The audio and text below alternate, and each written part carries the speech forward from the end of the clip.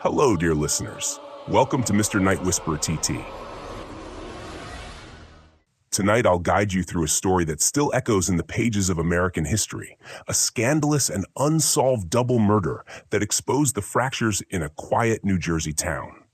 The Hall Mills case. A minister and his lover found dead side by side beneath a crabapple tree. The community they lived in never looked the same again.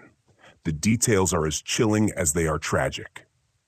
A man of God, married but secretly bound by passion to another woman. A devoted church singer, trapped in an unhappy marriage of her own. And one autumn night in 1922, their secret lives collided with something brutal. Gunshots in the dark, staged bodies in a field, and whispers that refused to die away. The story is filled with scandal, courtroom drama, and a verdict that left justice unsatisfied. So let's go back to the beginning, before the blood and the rumors, when everything still appeared calm on the surface. I want you to picture a small parish community in New Brunswick, New Jersey, a century ago. It was a place where people knew one another's names, where Sunday church services were a cornerstone of life, and where appearances meant everything. And at the heart of that community stood Reverend Edward Wheeler Hall. Edward was polished, charismatic, and respected. He carried himself with the calm assurance of a man who had influence.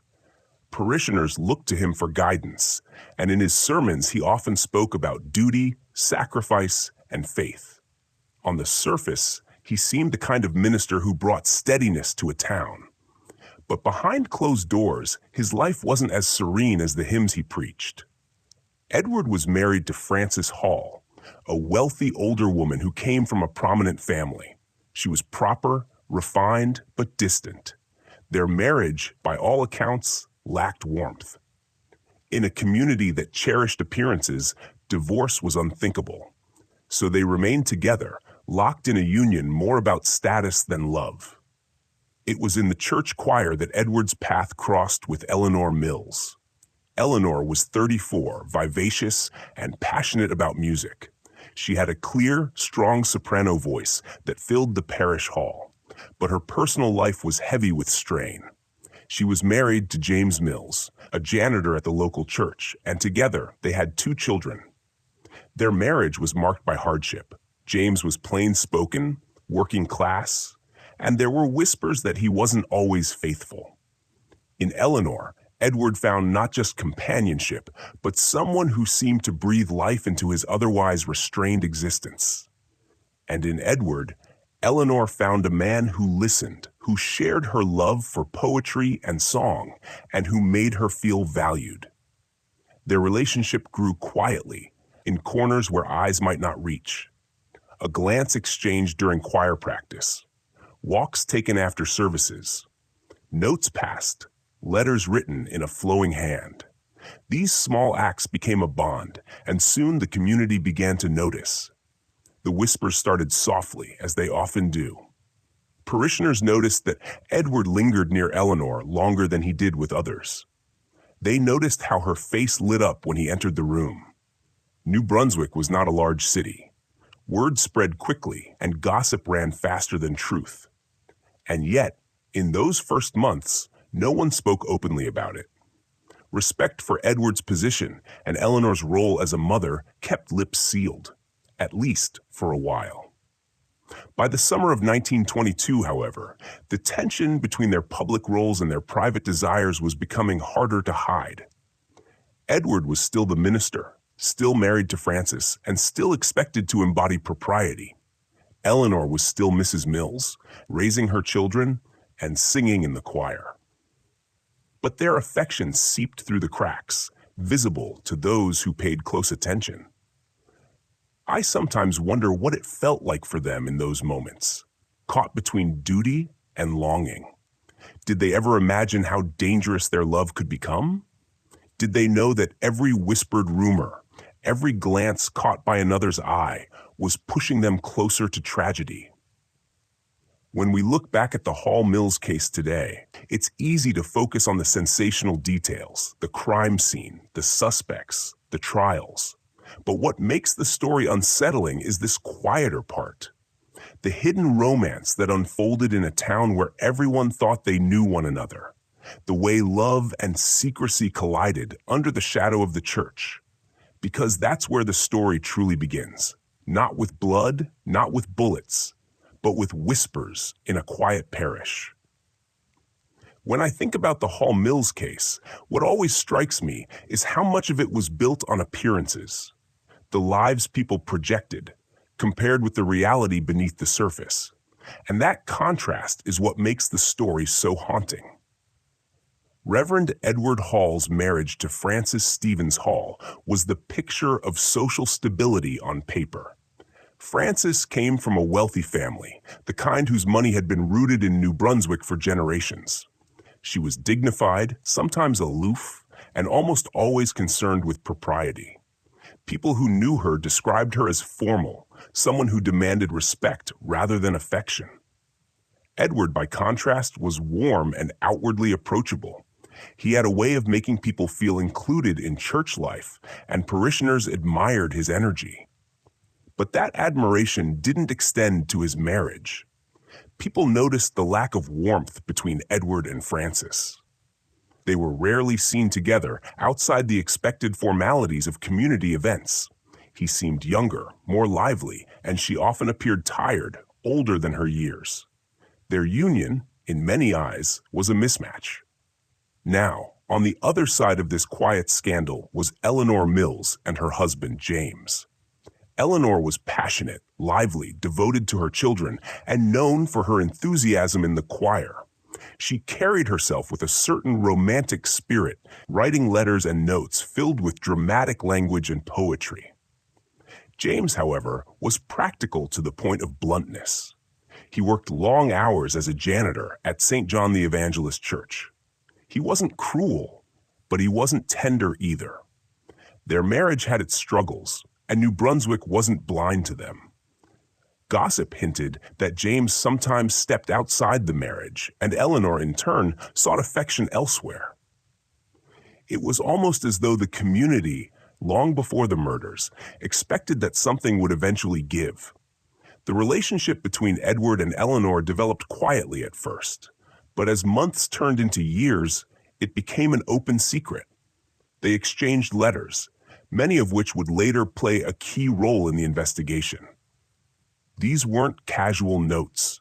They were intimate, written in Eleanor's expressive hand, filled with longing. She described Edward as her king, and herself as his devoted partner. She dreamed of a future where they could be together without hiding. What makes these letters chilling in hindsight is not just their tenderness, but the sense of inevitability they carried. They were written with passion, yes, but also with a reckless honesty. In a town where secrets couldn't stay hidden forever, the very existence of those letters was dangerous. And yet, Edward didn't stop her. He wrote back, sometimes less poetically than Eleanor, but with warmth that confirmed the depth of their bond. He called her his darling and told her how much he valued the moments they shared. For him, Eleanor offered what Frances could not: warmth, affection, a sense of being admired rather than tolerated. By the summer of 1922, the affair had woven itself into the fabric of the community's gossip. Neighbors noticed Edward walking Eleanor home after choir practice. They noticed how James Mills reacted with silence rather than outrage when whispers reached his ears. And Frances, with her controlled demeanor, gave nothing away. It was this silence that unsettled many. In most small-town scandals, anger and confrontation boil over quickly. But in the Hall Mills affair, there was only quiet watching. A minister who should have embodied moral authority. A choir singer whose longing was written in ink. A wealthy wife whose silence was sharper than words. And a husband who seemed strangely detached. When we talk about scandal beneath polite surfaces, it's not just about infidelity. It's about the cracks that reveal themselves in carefully maintained lives. Edward and Eleanor's affair wasn't just personal. It was a threat to the structure of respectability in New Brunswick. And in 1922, that was enough to turn whispers into something darker. It's worth pausing here to note how the social climate shaped everything. Divorce was taboo, especially for a minister. For Eleanor, leaving James wasn't practical. She had children, no financial security, and her position in the church was tied to Edward's. For Francis, divorce would have meant humiliation in high society. For Edward, it would have destroyed his career. So the affair went on. Not hidden well, but not spoken of aloud either. Suspended in that dangerous in-between space where everyone knew but no one acted. Looking back, it feels like the entire town was holding its breath. And by September of that year, the breath would break. September 14th, 1922. That evening would become the pivot on which the entire Hall Mills case turned. It began quietly, like so many nights in New Brunswick. Nothing in the air suggested the violence waiting just beyond the calm. Edward Hall and Eleanor Mills had grown accustomed to meeting in secret. Their rendezvous often took place in secluded spots away from prying eyes, usually under the cover of darkness. On this particular evening, they left behind their respective homes, their respective spouses, and made their way toward a familiar meeting place, the orchard near DeRussey's Lane, on the outskirts of town. Eleanor told her family she was stepping out, and James Mills didn't press her. He was used to her walks. Perhaps he chose not to ask too many questions. Edward, meanwhile, slipped out discreetly. Frances, his wife, remained at home, preoccupied with her own routines. The two lovers disappeared into the night. It's difficult to reconstruct their exact steps, but investigators later pieced together enough to know that they met beneath the crabapple tree in that orchard. It was a quiet, rural area, with fields stretching away into shadows. Away from street lamps, away from the constant hum of town, the orchard was dark and isolating. A place that could hold secrets. Now, what happened next is where the story fractures into speculation, contradictions, and suspicion. What we do know is that Edward and Eleanor did not return home that night. The following morning, Eleanor's absence began to weigh heavily on her daughter, Charlotte. She was used to her mother's evening walks, but not her prolonged silence. James Mills, too, noticed she hadn't come home, though his reaction seemed curiously subdued. Edward's absence, meanwhile, did not go unnoticed in the Hall household. Frances, always tightly controlled, said little at first. The town stirred with unease. Two people, connected by scandal, had vanished simultaneously. It didn't take much for rumors to leap ahead of facts. Whispers suggested they had eloped, others hinted at foul play. Some insisted Frances must have known something. But as the hours stretched into days, tension began to sharpen. And then came September 16th, the discovery. Before I get there, let me draw your attention to a small but strange fact. Edward Hall had left behind his pastoral duties unfinished. In his desk were letters, notes, reminders for sermons. Nothing suggested he had planned to abandon his role or run away. This detail would later fuel the belief that he never intended to disappear willingly. Likewise, Eleanor's home held no signs of planned absence. Her children were left behind, her chores undone, her letters to Edward unfinished. She had not packed, had not left instructions. It was as though she intended only a short outing, not a vanishing. And yet, they were both gone. What chills me most about this point in the timeline is how ordinary the night began. Two people slipping away for what they thought was another secret meeting, a familiar pattern of risk and longing. But this time, someone else knew. Someone else was waiting. In criminal psychology, there's a concept known as intercepted routine. It describes when an offender exploits a victim's predictable habits. Edward and Eleanor were creatures of habit in their affair. By repeating their rendezvous, they created opportunity for anyone watching, a spouse, a relative, or even a jealous observer, to strike. That night was not chance. It was almost certainly planned. And so the lovers vanished into the orchard, not knowing they were walking into the jaws of violence. By the time their bodies were discovered, the damage was already irreversible. But for now, in our story, we leave them in the dark field, unaware of the footsteps that may have followed. Their disappearance was more than just two people gone missing. It was the moment New Brunswick crossed from rumor into tragedy. 2 days after Edward Hall and Eleanor Mills slipped away into the night, their bodies were found. The discovery was not made by police, not by family, but by a pair of young men out on a stroll. They wandered down to Russey's Lane, near the old Phillips farm, and came across a sight so strange, so eerie, that it would be seared into memory for decades to come.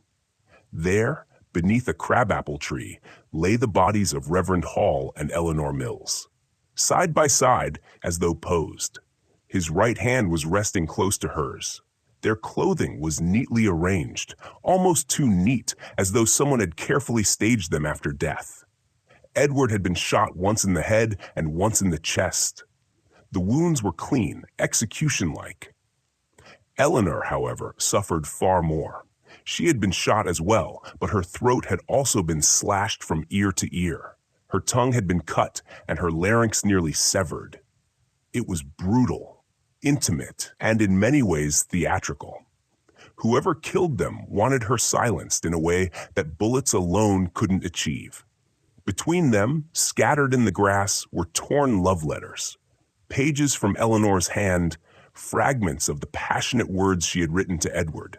Words like darling and beloved drifted among the leaves. Someone had deliberately left them there, a cruel exhibit of their affair, exposed for the world to see. The scene itself was unsettling. Their bodies were aligned in a strange symmetry, as though death had been choreographed. Edward's arm outstretched toward Eleanor, Eleanor's scarf draped across his leg. Details too precise to be coincidence. For investigators, the staging raised immediate questions. Was this meant as a message? A punishment for their affair? Or simply the work of a killer who wanted the crime to be theatrical, unforgettable? But before those questions could be properly asked, the investigation stumbled. The first people to arrive after the discovery, curious onlookers, newspaper men, neighbors, trampled the ground, moved objects, and disturbed evidence. This was 1922, long before modern forensic standards. But even then, the carelessness was shocking. Fingerprints were never properly taken. Footprints in the dirt were destroyed by the crowd. Even the letters scattered around were picked up by people passing through, handled, read, and then returned. The police, overwhelmed by the sudden spectacle, allowed the scene to become a circus. By the time the bodies were officially removed, any chance at a pristine crime scene was lost. I sometimes pause here and imagine what the orchard must have looked like.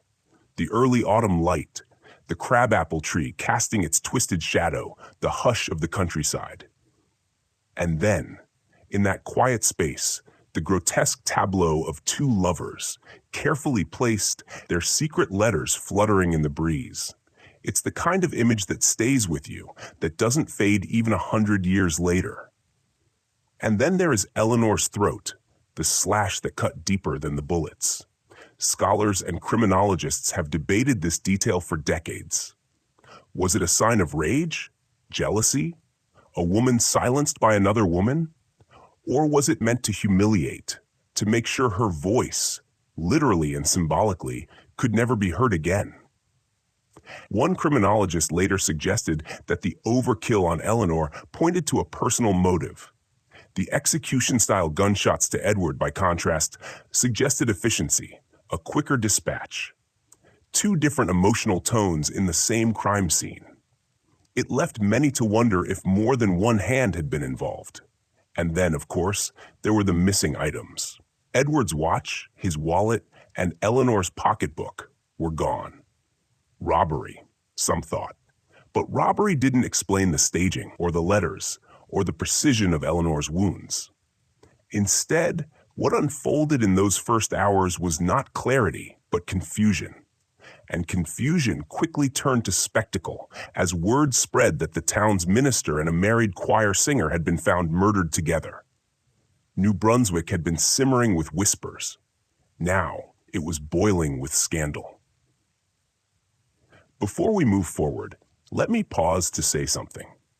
If you're still with me in this late-night unraveling of tragedy, I'd love for you to show some support.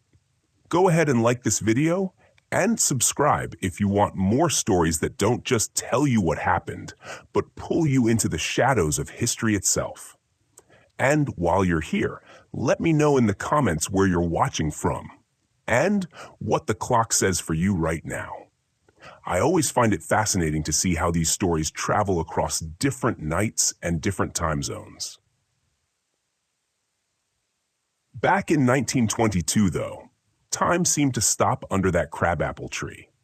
For the Hall family, for the Mills family, and for the police, this was no longer a matter of whispers.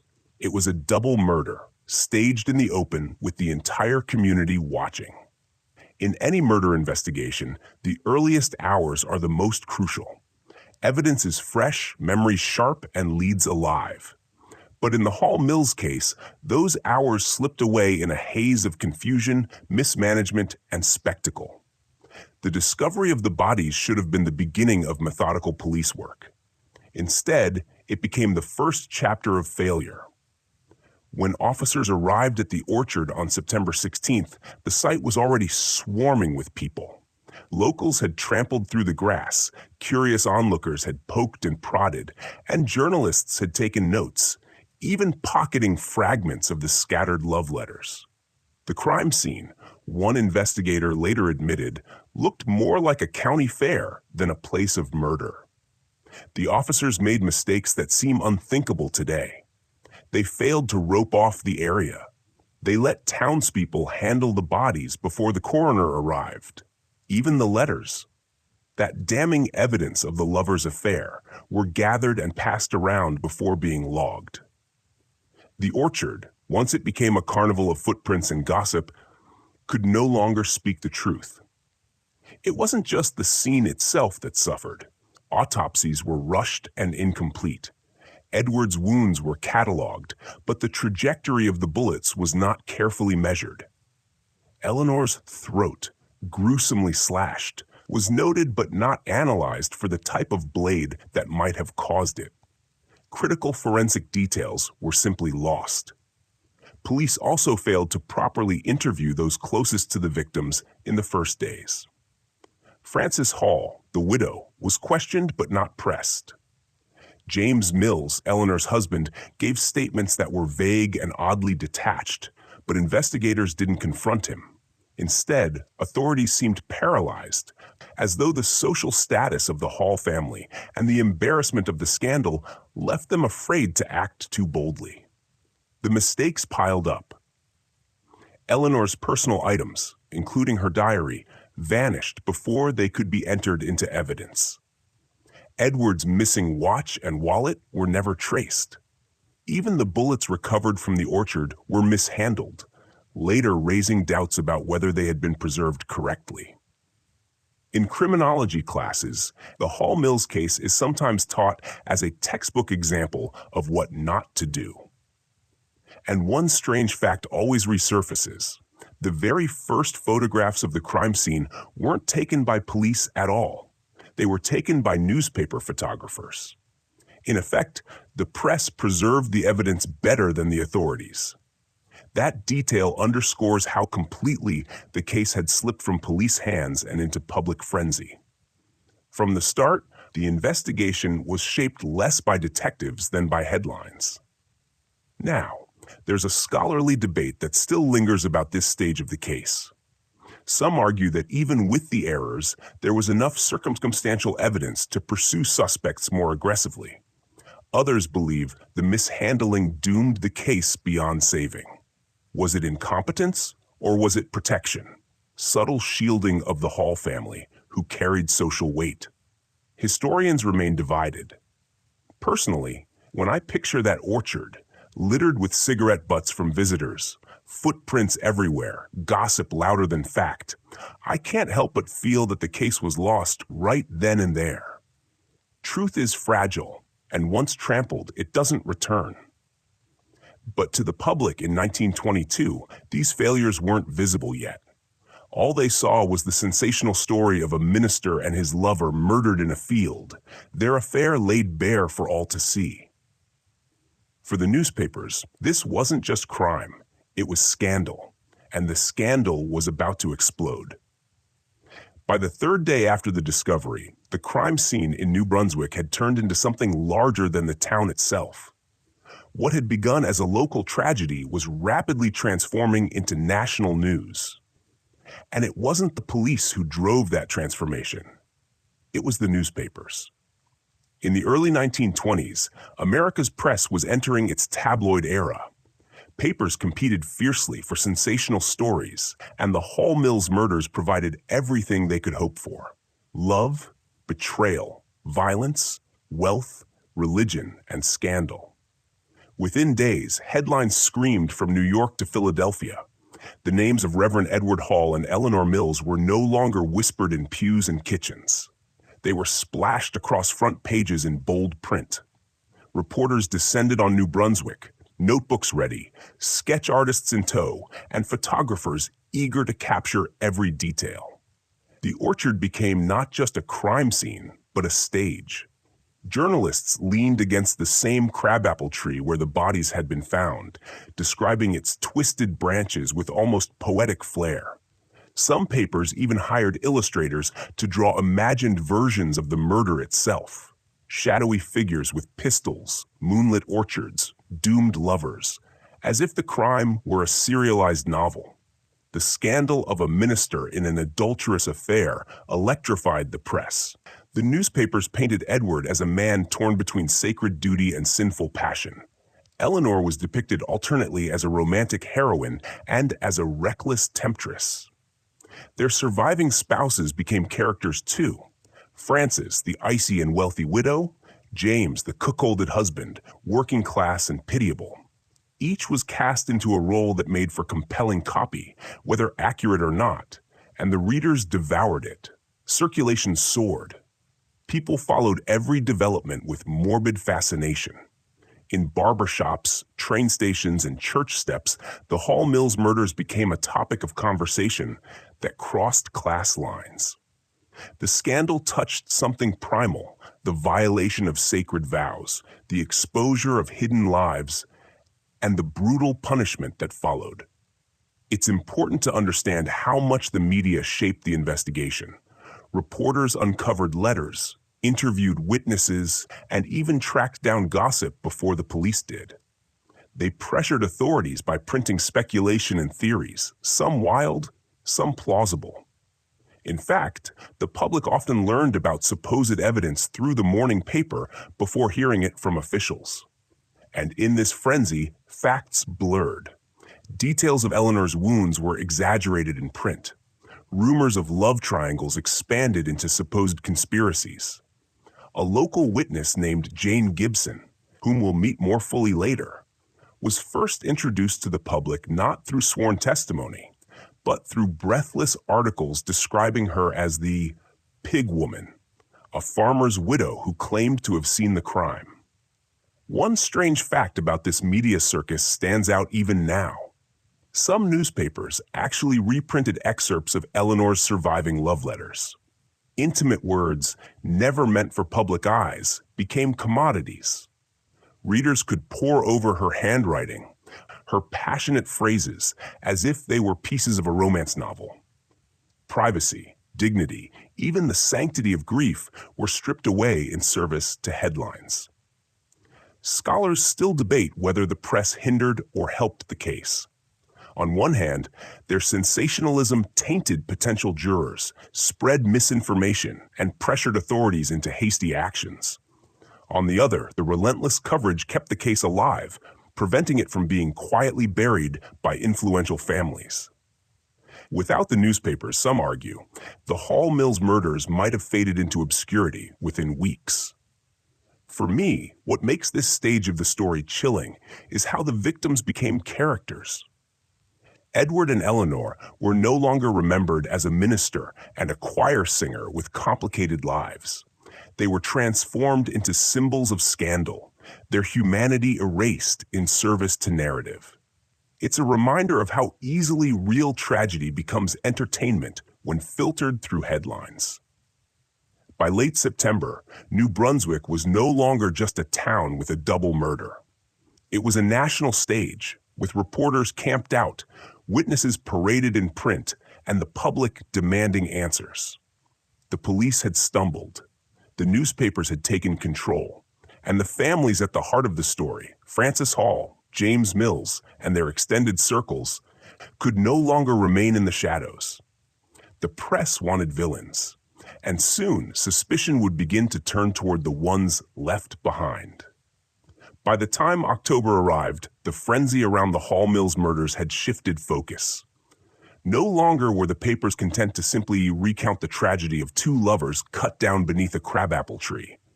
Now they wanted suspects. And in their search for villains, the spotlight turned toward the surviving spouses. Frances Hall, the minister's widow, and James Mills, the husband of Eleanor. Frances Hall was, by all accounts, a woman of formidable presence. Born into the Stevens family, one of the most prominent in New Brunswick, she had money, influence, and an iron sense of social position. She was known for her dignified bearing, her control, and her icy demeanor. When Edward's body was discovered, Frances did not collapse or wail publicly. Instead, she remained calm, even cold, in the face of tragedy. To some, this composure looked like strength. To others, it looked like guilt. James Mills, in contrast, was seen as a tragic figure. A working-class man employed as a janitor and printer, he lived a modest life with his wife Eleanor. Their marriage had long been strained, with Eleanor's affection drifting toward Edward. When Eleanor was found dead beside her lover, James was devastated. Witnesses described him weeping openly, speaking of his wife's betrayal and his own heartbreak. His sorrow seemed genuine, but sorrow can sometimes mask darker feelings. The newspaper speculated endlessly. Was he a grieving husband or a man pushed beyond endurance? The dynamic between these two surviving spouses fascinated the press.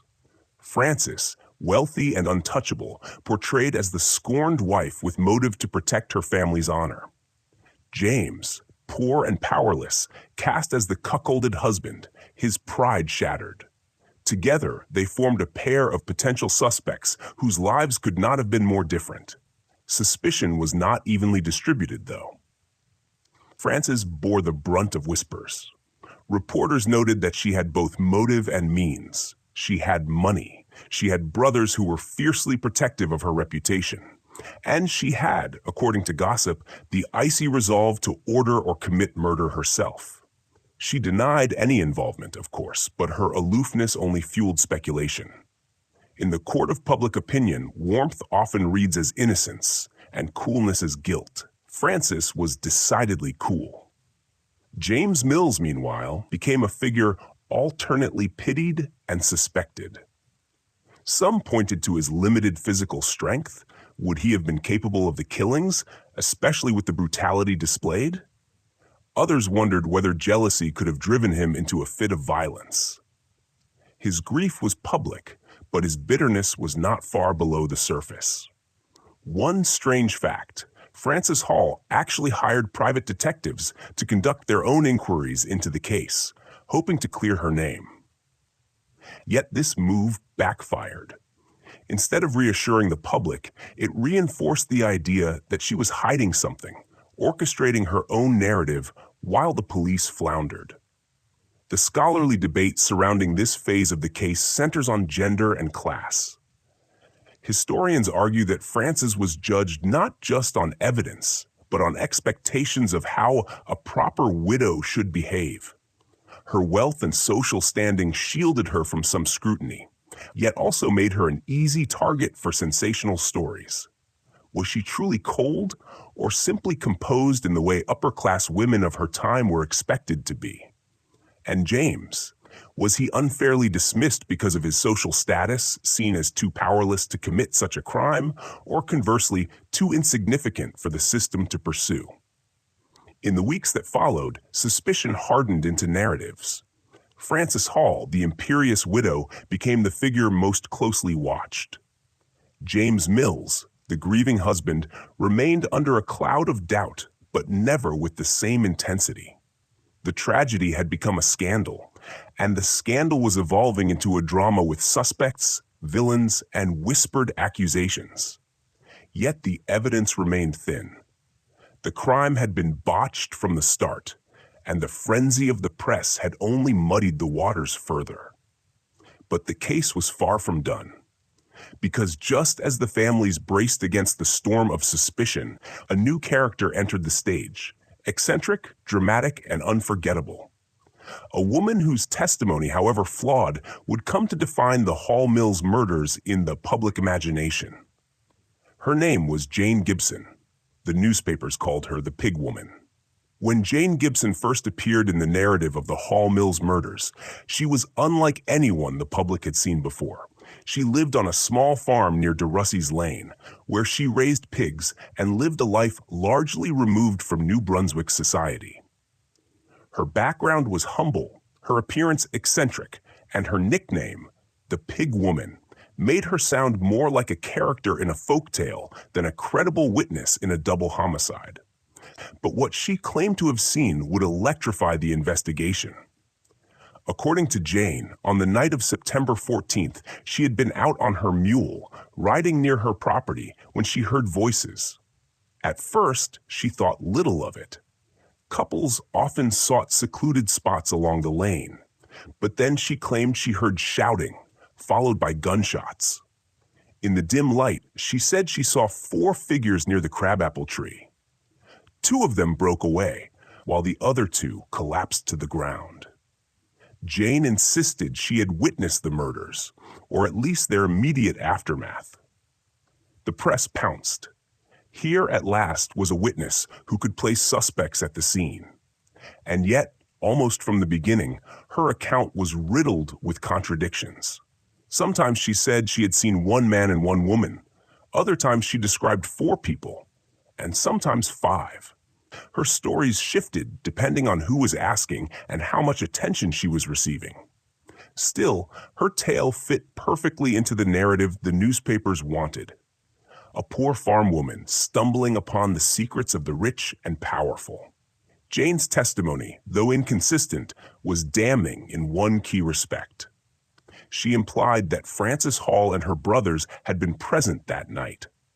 According to her, she heard a woman's voice shouting, "Explain these letters," a line that fit neatly with the rumors of love notes between Edward and Eleanor. She claimed she saw figures fleeing, leaving the lovers dead behind them. In the atmosphere of suspicion that already surrounded Frances, Jane's words added fuel to the fire. The police, desperate for direction, clung to her testimony despite its flaws. They interviewed her repeatedly, trying to pin down details, but the story seemed to morph each time. Defense attorneys and skeptics later argued that Jane enjoyed the attention. For a woman used to anonymity, suddenly she was front-page news. The Pig Woman became a star witness, courted by reporters and investigators alike. What made Jane's role even stranger was her theatrical nature. She was known to exaggerate, to perform her stories with flair, as if she were on stage. In courtrooms and interviews, she gestured dramatically, raising her voice, shifting tone.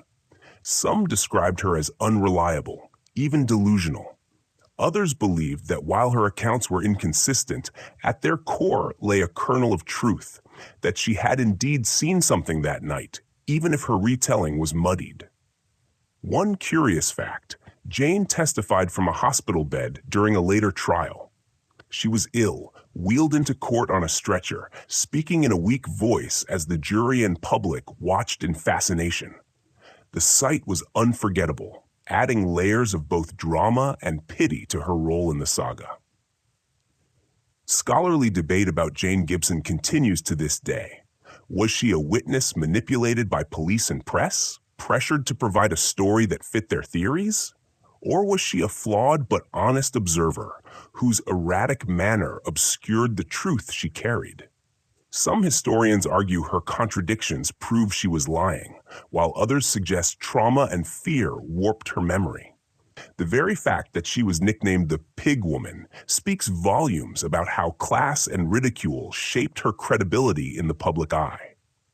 Despite her inconsistencies, Jane Gibson's testimony shifted the narrative decisively.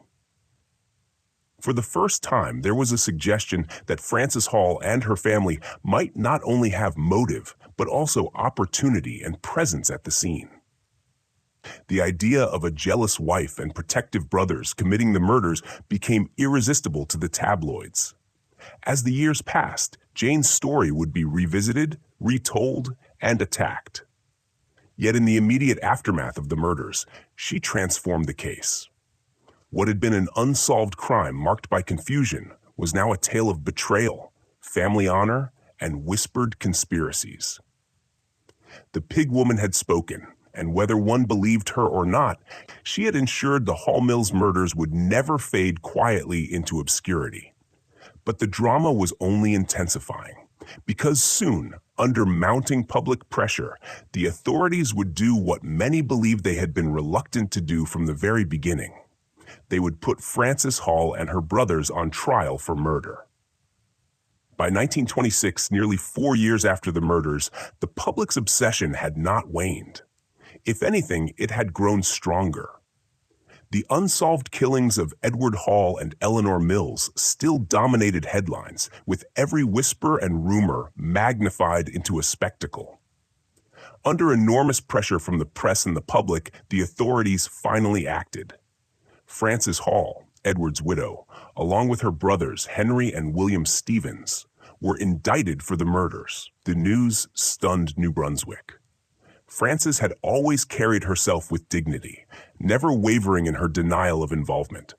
To see her name listed in an indictment was both shocking and inevitable. The Stevens brothers, known for their protective nature, were drawn into the storm as alleged accomplices. Prosecutors painted a dramatic picture. Frances, enraged by Edward's affair and desperate to preserve her social standing, had confronted the lovers under the crabapple tree, with her brothers at her side. The confrontation, they argued, ended in violence. The trial preparations set the stage for one of the most sensational spectacles of the 1920s. Reporters flocked to New Brunswick from across the country. Hotels filled with journalists, photographers, and curious spectators hoping to catch a glimpse of the proceedings. The courtroom itself became a theater. Every seat packed, with overflow crowds standing outside, craning to hear updates. At the center of it all was Frances Hall. She arrived at court impeccably dressed, composed, and aloof. Reporters noted her calm demeanor, describing her as almost regal in her bearing. Some readers admired her poise, others interpreted it as arrogance.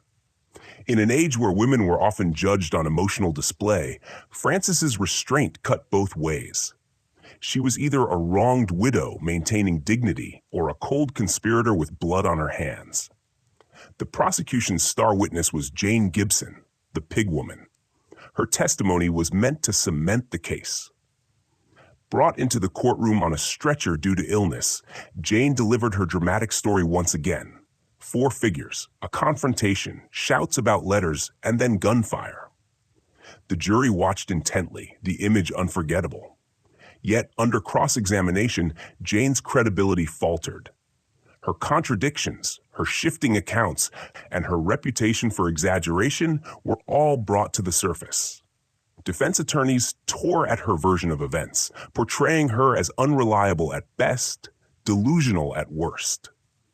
Another unusual fact: Jane's own mother sat in the courtroom during her testimony, loudly declaring, "She's a liar." The interruption shocked the court, and the defense seized on it, arguing that even the witness's family could not trust her word. The Pig Woman had been meant to clinch the case. Instead, she became a symbol of its fragility. The trial also highlighted the broader divisions in New Brunswick society. For the wealthy, Frances Hall represented a class under siege, a woman being hounded by gossip and resentment. For others, she embodied privilege unchecked, with her money and status shielding her from justice. Crowds outside the courthouse split in their opinions. Some shouted support, others jeered and demanded punishment. The scholarly debate about this stage of the case revolves around the justice system itself. Was this indictment a genuine pursuit of truth, or a performance meant to appease the public? Some historians argue that without solid evidence, prosecutors acted out of desperation, hoping spectacle would carry the jury. Others suggest that Frances and her brothers were indeed guilty, but wealth and influence tilted the scales, ensuring that flimsy evidence would never stick. Through it all, Frances never cracked. Her voice remained steady, her posture controlled. In her statements, she denied every allegation, insisting on her innocence and dismissing Jane Gibson's words as fiction. The Stevens brothers, equally steadfast, stood by her side. The trial dragged on for weeks, each day filled with testimony, counter-arguments, and a flood of headlines. The courtroom drama gripped the nation, rivaling even the biggest celebrity scandals of the time. But when the verdict finally came, it shocked some and satisfied others. Before I share how that moment unfolded, let me pause. These stories are long, and you've been here with me for hours now, walking through old crime scenes and courtrooms. If you found yourself leaning in closer, listening a little more carefully than you expected, consider joining this small circle by subscribing. And if you do, let me know where in the world you're listening from and what the clock reads where you are. I'd love to imagine this story unfolding across different time zones, whispered into countless nights. The trial was about to close, and the jury would decide whether Frances Hall, the minister's widow, was to be remembered as a grieving spouse or a murderer. The atmosphere in the courtroom was suffocating on the day the verdict was read. Spectators had lined up before dawn, pressing against the doors, eager to witness what many called the trial of the century in New Jersey. Inside, the wooden benches creaked under the weight of hundreds of bodies, the air thick with anticipation and the smell of damp wool coats. Photographers stood ready to capture every flicker of emotion from Frances Hall and her brothers. The jury filed in slowly. 12 men, pale and solemn, carrying with them the burden of weeks of testimony, speculation, and pressure from a nation watching. They had heard Jane Gibson's dramatic account, seen her brought in on a stretcher, and then watched her credibility crumble under scrutiny. They had listened to endless speculation about Frances's icy composure and the Stevens brothers' loyalty. Yet through all of it, they had also seen the gaping holes in the prosecution's case. When the foreman rose, the room went silent. Not guilty, he announced. For Frances Hall, for Henry Stevens, for William Stevens. The decision sent a ripple through the courtroom. Gasps, murmurs, even shouts rose from the spectators. Some clapped in relief, others hissed in outrage. Outside, word spread quickly through the waiting crowds, and the reaction was just as divided. Supporters cheered the acquittal, while critics decried it as proof that wealth and privilege could buy freedom. Frances sat perfectly still as the words were read. No tears, no dramatic collapse, just a slight tightening of her lips, a small nod, and then the same calm composure she had displayed throughout. To some, that restraint proved her innocence, the dignity of a woman unjustly accused. To others, it only confirmed the belief that she was cold, calculating, and capable of anything. The Stevens brothers reacted with visible relief, shaking hands with their attorneys. The family left the courthouse under heavy escort, pushing through the crowds as reporters shouted questions. Did you do it? Who killed them? Frances offered no answers, her silence only feeding the speculation. The acquittal left the case wide open. No one else was ever convicted of the murders. For Eleanor's family, especially her children, it was a crushing blow. They had hoped for justice, some recognition that their mother's life had been stolen. Instead, the case ended with an unsolved mystery. One odd detail about the aftermath: Frances Hall reportedly never spoke of the murders again in public. She lived quietly until her death years later, her name forever tied to the scandal, but never legally stained. Some of her supporters argued that her silence was a way of protecting herself from further scrutiny. Others saw it as the ultimate proof that she had something to hide. Scholars still debate the fairness of the verdict. Was it the right decision, given the lack of credible evidence and the unreliability of Jane Gibson's testimony? Or was it an example of class privilege at its most blatant, where the wealthy and connected escaped punishment while the truth was buried? For the town of New Brunswick, the case left scars. Trust in the justice system wavered, and the murders became a story whispered for decades, a reminder of secrets that lingered in shadows. Families divided in their beliefs. Some swore Frances was guilty, others defended her fiercely. What united them was the sense that justice had not truly been served. For me, recounting this moment, I can almost hear the hush of that courtroom, feel the tension of those minutes, and sense the collective exhale when the verdict was read. It is one of those historical moments where time seems to pause, and the echo of it never fully fades. The case was not over in the public's imagination, though, because while the trial had ended, the speculation only deepened. Who had truly killed Edward Hall and Eleanor Mills? If not Frances and her brothers, then who? Theories multiplied, each more dramatic than the last, and the case transformed from a murder trial into a lasting legend. And it's those theories, the unanswered possibilities, the whispered suspicions, that would keep the Hall Mills murders alive long after the courtroom emptied. After the trial ended in acquittal, the Hall Mills murders shifted into an even stranger realm, the realm of theories. With no one convicted, the vacuum was quickly filled by speculation, endless, tangled, and often contradictory. Some theories clung close to the evidence, while others drifted into near fantasy, yet each carried its own unsettling logic. The first and most enduring theory remained centered on Frances Hall and her brothers. Even though the jury had cleared them, many in the public simply could not believe anyone else had reason enough or opportunity enough to commit the crime. The idea was simple. Frances discovered her husband's affair, enlisted her brothers, and together they confronted Edward and Eleanor under the crabapple tree. When words failed, violence erupted. The Stevens family's influence, wealth, and calm demeanor in court were, for some, further proof that they had outmaneuvered the system. But other theories took root.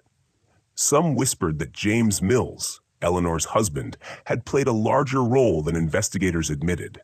His grief was undeniable, but so too was his humiliation. His wife's betrayal was public knowledge, and rage has driven men to murder for far less. Supporters of this theory pointed out that James knew Eleanor's habits well and could have intercepted her that night. Yet detractors countered that James simply lacked the physical strength or ruthlessness to carry out such a crime, especially the cutting of Eleanor's throat, which suggested cold precision rather than blind rage. Another theory suggested that neither family was directly responsible. Instead, it proposed that members of the local church, scandalized by Edward's affair and fearful of its impact on the congregation, might have acted. This idea never gained serious traction, but in a town where gossip carried as much weight as evidence, it circulated nonetheless. Then there was Jane Gibson's ever-shifting story, which fueled its own interpretations. If she had seen multiple figures fleeing, who were they? Was it Frances and her brothers, as she claimed? Or perhaps a mix of relatives, neighbors, or even strangers passing through? The vagueness of her testimony made it a canvas onto which almost any theory could be painted. One peculiar fact often overlooked: Eleanor's body was discovered with love letters from Edward, carefully placed around her. Some argued this detail pointed to a symbolic act, almost theatrical in nature, rather than the chaos of a jealous husband's rage. Who would arrange such a scene? It suggested forethought, perhaps even a message meant to humiliate or expose. That deliberate touch kept suspicion fixed on Frances and her brothers, whose motive aligned with silencing the affair while broadcasting its shame. Scholars who study the case often debate whether the very publicity surrounding the murders made solving them impossible. The sheer number of reporters, the contamination of the crime scene, and the tidal wave of gossip created an environment where truth was nearly impossible to separate from fiction. Some argue the Hall Mills case was less about finding justice and more about feeding a hungry press, setting a precedent for the tabloid trials that would dominate the 20th century. Personally, I find the theories themselves as chilling as the murders. Each one offers a glimpse not only into what might have happened, but into the fears and prejudices of the people who kept the story alive. Theories about Frances reveal anxieties about women of power. Theories about James reveal class resentment, and theories about the church reflect the unease around institutions meant to uphold morality. What lingers, more than the specifics, is the sense that the truth slipped through everyone's fingers. Too many motives, too many secrets, too many people willing to bend the story to fit their version of events. Even a century later, the Hall Mills murders remain a mirror, not just reflecting the crime, but reflecting those who look into it, shaping the narrative according to their own suspicions and fears. And the case was not fading from memory. In fact, new twists, fueled by journalists and even fiction writers, would soon push the murders deeper into American cultural lore. After the acquittal, the Hall Mills murders no longer lived in the courtroom. They lived in print, in the columns of sensationalist newspapers, and later in novels and whispered tales. The press, unwilling to let the story die, kept resurrecting it with each anniversary, each small discovery, each rumor given fresh life. The coverage had always been dramatic, but now it shifted into myth-making.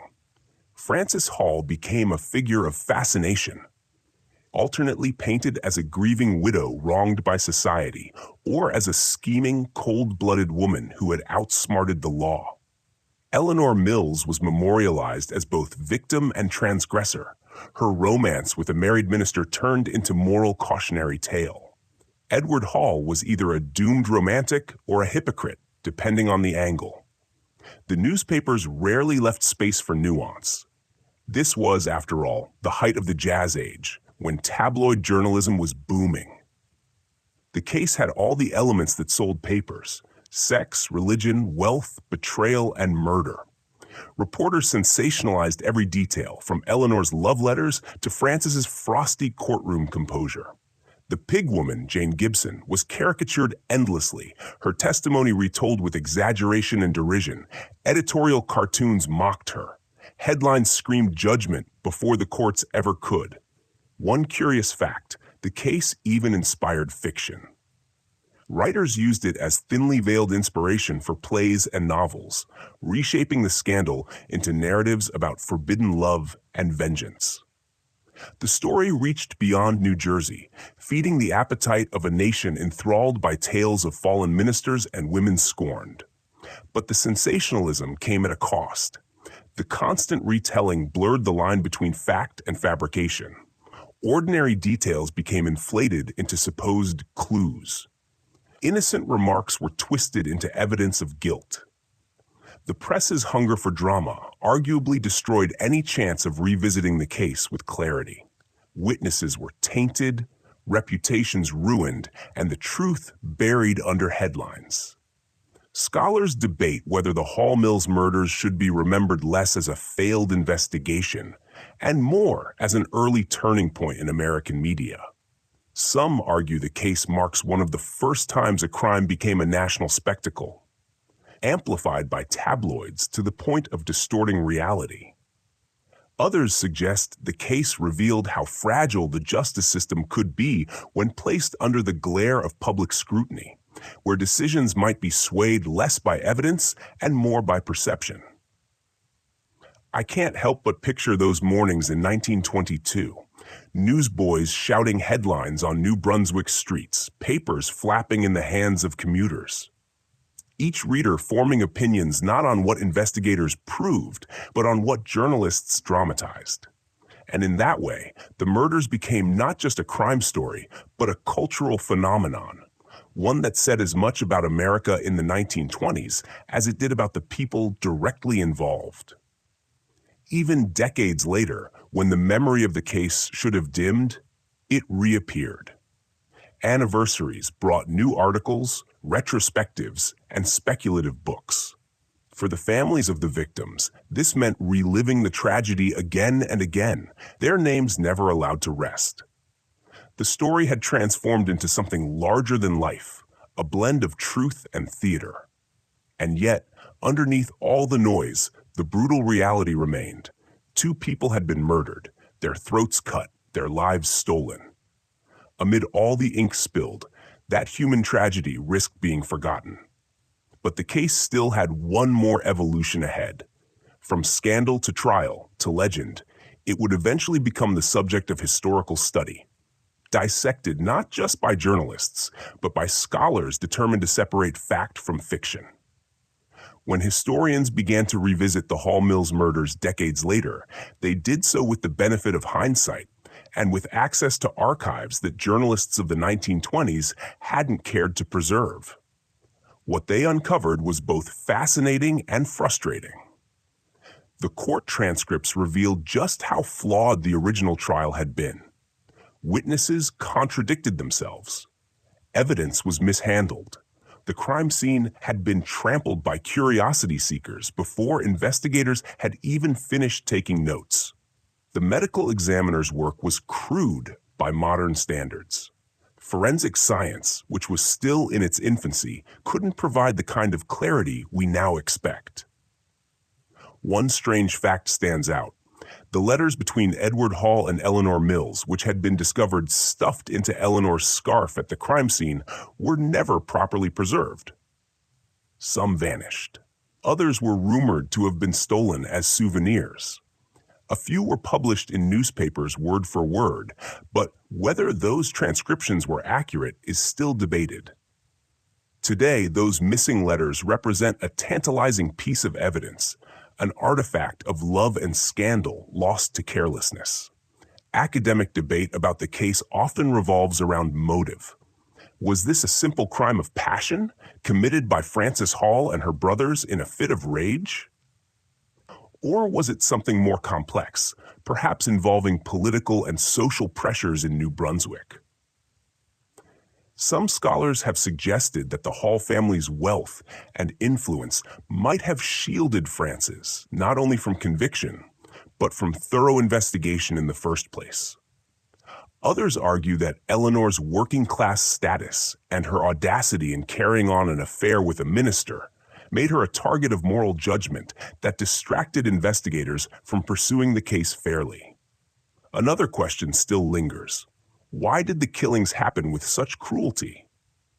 Eleanor's throat was not only cut, but her tongue had been mutilated, as if someone had wanted to silence her forever.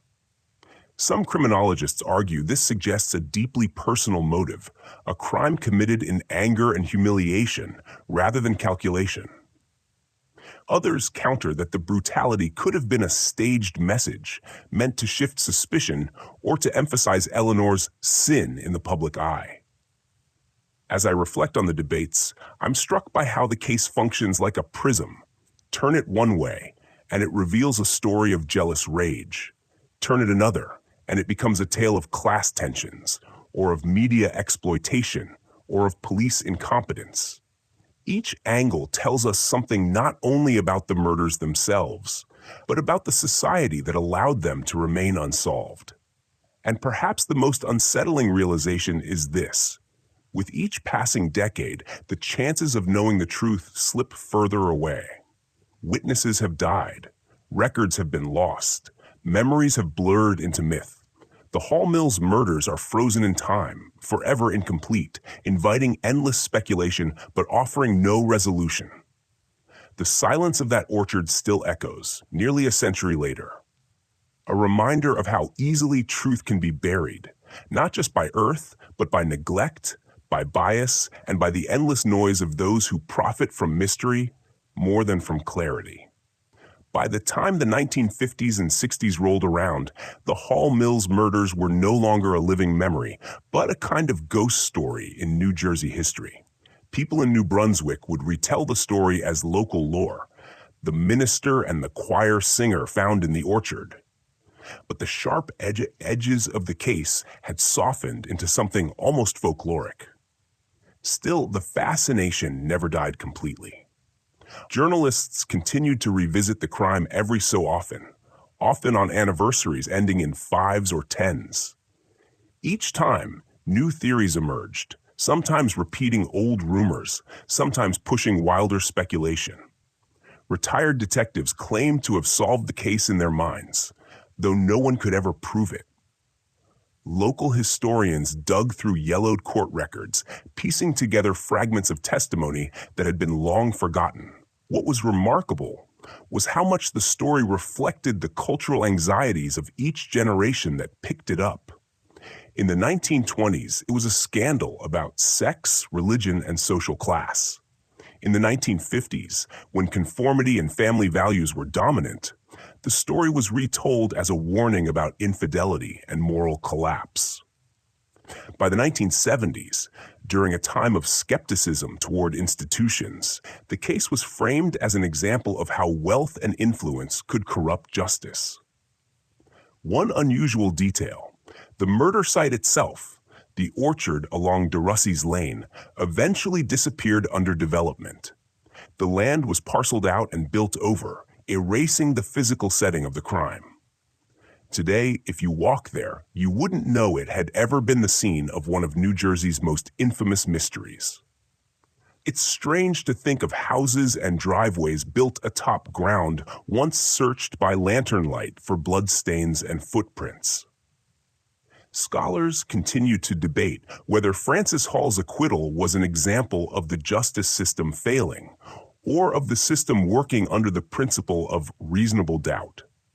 Some argue that the state simply never had the evidence it needed, and that it was right not to convict her on shaky testimony and rumors. Others counter that the trial was tainted by wealth and connections, that an ordinary woman in Francis's place would almost certainly have been convicted. For me, the haunting part of the Hall Mills murders isn't just the brutality of the crime or the absence of resolution, but how the victims themselves became almost secondary in the story. Eleanor Mills, in particular, was transformed in the public imagination from a living, breathing woman into a caricature. The adulterous choir singer, the fallen woman. Edward Hall, the minister, was often remembered as either saint or sinner, depending on who was telling the tale. Their humanity was consumed by the spectacle, and maybe that's why the murders still feel so unsettling a century later. They're not just about who killed whom or why. They're about how easily truth can be drowned out by scandal, how quickly the dead can be rewritten into symbols rather than remembered as people. It's a reminder that unsolved cases aren't just puzzles left unfinished. They're wounds left open, scars carried not only by families but by communities, pressed into history in ways that never quite heal. As the decades rolled on, the Hall Mills murders became one of those cases that refuses to die, no matter how much time passes. Even 100 years later, the story still echoes in newspaper features, true crime books, and now in quiet recordings like this one. Let me bring us to the end. Not with a resolution, because the truth was never fully uncovered, but with the verdict that history has left us. Frances Hall, the minister's wealthy widow, stood trial in 1926 alongside her brothers. The courtroom was packed with spectators every single day. Outside, people crowded the sidewalks, hawking souvenirs and cheap pamphlets. It was more spectacle than justice. After weeks of testimony, gossip, and endless speculation, the jury returned its verdict. Frances Hall and her brothers were acquitted, not guilty.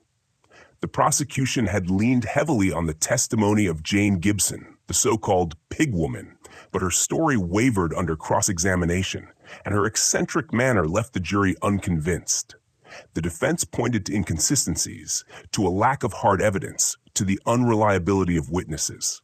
And in the end, the jury agreed. The Hall family walked free. And that was it.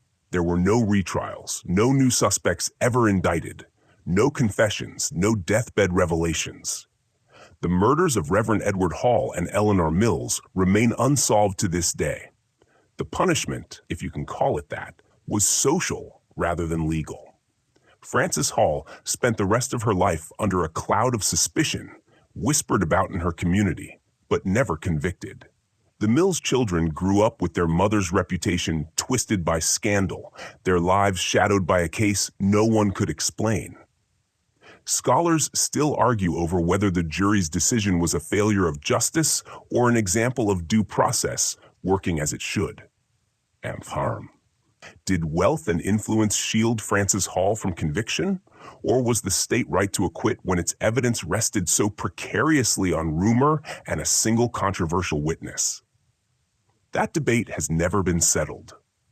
What lingers is the sense of unfinished business. 2 lives were brutally taken, and yet the story concludes with silence. A crime without punishment, a mystery without resolution. And now, as we come to the end of this long telling, I want to soften the edges for you. The orchard where the bodies were found is gone. The scandal sheets are gone. Even those who whispered accusations in courtroom corridors are long buried. What remains is just a story.